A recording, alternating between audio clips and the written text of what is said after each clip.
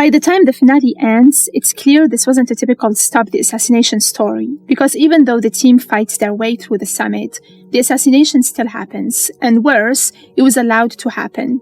The first major shock comes early. Abby killed Mason. At first, it feels like betrayal, but the truth is even darker. She wasn't acting on her own. She was controlled through a backstop chip. This instantly reframes Abby. Not a villain, not fully responsible, but still deadly. She becomes the perfect example of the show's core idea. In this world, people aren't just agents, they're weapons. And once activated, even the people you trust most can turn against you. The entire episode builds toward one goal: stop Abby from killing President Aronov. But that's the misdirection, because while the team focuses on her, the real assassination happens through a car bomb. This reveals Joanna's strategy. Abby is distraction, the summit is true target, and chaos is guaranteed outcome. And it works perfectly. Even with all their effort, the team was always one step behind. When Nadia finally reaches Abby, it's not a clean action sequence. It's personal.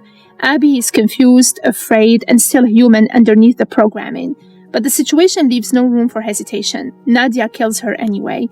This moment hits harder than any explosion, because it represents the cost of this world, not just death, but being forced to destroy people who didn't choose their fate. Just when it feels like failure, Orlik drops the real truth. They didn't fail, they planned it. The real objective was never to save Aronov. It was to remove him from power, install a more controllable leader, and prevent Manticore from gaining satellite control. In other words, one life traded for global leverage. This is where the show fully leans into moral gray territory, because technically the plan works, but at an unbearable cost. Mason is dead, Abby is dead, and the team was manipulated. After everything, the team secures control of the satellites. They even pay $24 billion, so it looks like a win, but then they destroy them completely. This is the real endgame, because the satellites represent absolute surveillance, global control, and unchecked power. And Orlik realizes something critical. No one should have that power, not even them. It's the one moment where the cycle is broken. Instead of controlling the weapon, they erase it. Throughout the finale, everything ties back to control. Abby controlled by a chip, leaders controlled through assassination, and satellites controlling the world. Even the team isn't free. They're being controlled by their own mission. That's why Nadia's decision at the end matters so much. After everything, Nadia makes a choice. She's done. Not because the mission failed, but because it succeeded the wrong way. She refuses more sacrifices, more manipulation, and a future where her daughter is pulled into this world.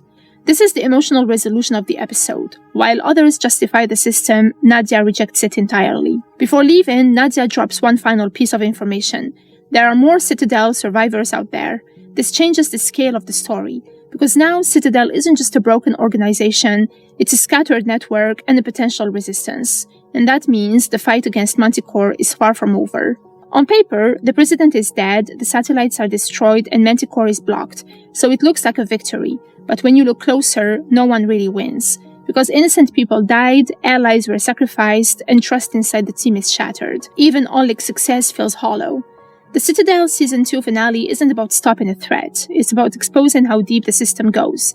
By the end, Abby represents loss of control, Mason represents the cost of the mission, Orlik represents cold strategy, and Nadia represents conscience. And the story lands on one powerful idea. Winning the mission doesn't mean doing the right thing. The satellites are gone, the immediate danger is over, but the real question the finale leaves us with is, if saving the world requires becoming part of the problem, is it still worth it? And for Nadia at least, the answer is no.